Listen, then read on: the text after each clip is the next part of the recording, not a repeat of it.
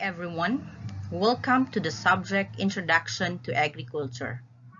I hope you are all doing okay and you are all adjusting to the new normal. Keep safe always. P is entitled Profile of a Filipino Farmer. So we have here the brief summary of information in the Philippines. So Philippines is an archipelago nation. The Philippines is considered as one of the largest island groups in the world with a total of 7,641 islands strategically located within the area of nations that sweeps southeast from mainland Asia across equator to Australia. So the total area of the Philippines is 300,000 square kilometers. So our topic is entitled Profile of a Filipino Farmer. What are their socio-cultural and economic status, their needs, and even their aspiration. So since we are dealing with agriculture, then of course we would be focusing on farmers. So their characteristics. So we all know that farmers in the Philippines are already aging. So according to data, we have the average age of our farmers is 57 years old and above, which means that they are already retiring. Six of a Filipino farmer. So most of our Filipino farmers are married, so which means they already have a family to support and they need their income for their family. So they also have experience in farming. So they have more than 25 years experience in farming, and also they have average income of 100,000 per year or 8,000 per month, 8,000 and below per month. So the farm size of these farmers are 1.29 hectares, which means that these individuals are considered as a small scale farmers. So we also have here another characteristics. Farmers are already aging. So what are the reason why our farmers in the Philippines and even in the whole world are aging? So according to data, the migration of the youth to urban areas caused a decline in rural youth population in the past 10 to 25 years. That is according to Van de Geest 2010. So we also have another reports worldwide which express that the youth constituting the large part of total population are also unemployed.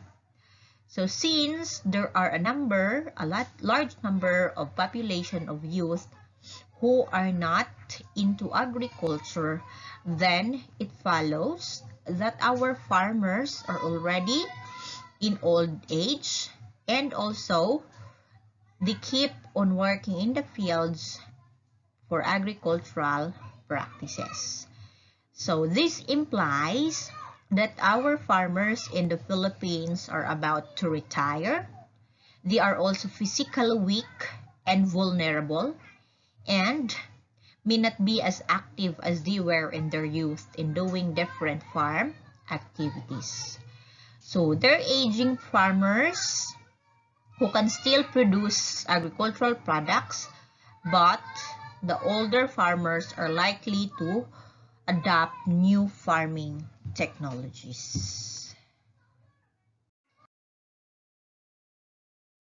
Of farmers' aspiration, we have here the farmers dream to own a piece of land. So based on our information we have there, we can observe that the average farm size of our farmers is less than 2 hectares. And others are even tenant or others are maintainers. So that's why our farmers, one of their aspiration would be to have their own land. Another aspiration would be farmers aspire for better future for their children. So as what we have discussed, when we say one of the characteristics of our farmers is married, then it also follows that they have their children or family members to send to school and of course to provide for a better future. Another aspiration would be farmers' dream of good quality of life. So improve their standards of living, which means they wanted to have their own house. They also wanted to have their own car and other things that they need in their life. Another aspiration would be farmers' dream of having other sources of income other than farming. So that's why the government are also doing its part to provide alternative livelihood program for the farmers or for their wives or family members. Another aspiration of our farmers would be to send their children to school, and of course we have also to improve their status in life and of course to increase their income, especially in farming. So when we say aspiration, of course, that would be what are the things or something that motivates our farmers to do better for their farming activities. And of course, another aspiration would be to have a higher yield of sa ilahang farm so that they will have a higher income. So we have here the next one is the needs of the farmers. Farmers needs, of course, support for infrastructure because there are still a lot of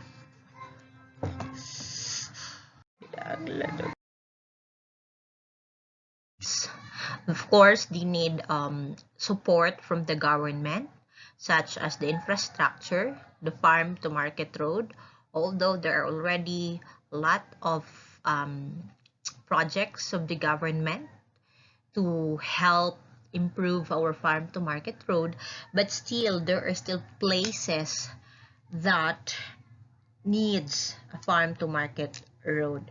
Another one problem would be, or another needs would be the infrastructure to help our farmers so that they can avoid the losses, food losses from the planting or post-harvest activities to the transportation of the products to the market.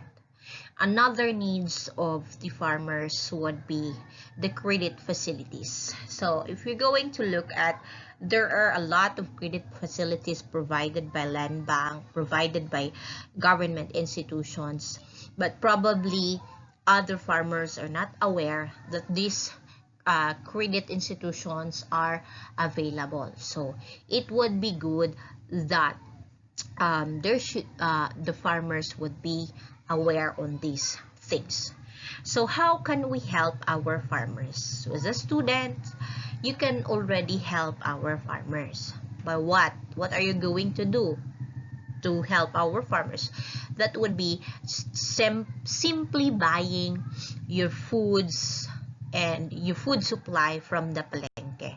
So your palengke, in your silingan, so you can buy all those things. So rice, your fruits, and your vegetables that you will have to use in the house. But please make sure that kung magpalit ta, dili ta maghangyo sa mga mag-uuma. Because remember that they already have spent a lot of time from planting up to harvesting, and then nigabot ana sa market, moingon ra dayon ta nga pahangyo ami sa imuhang baligya.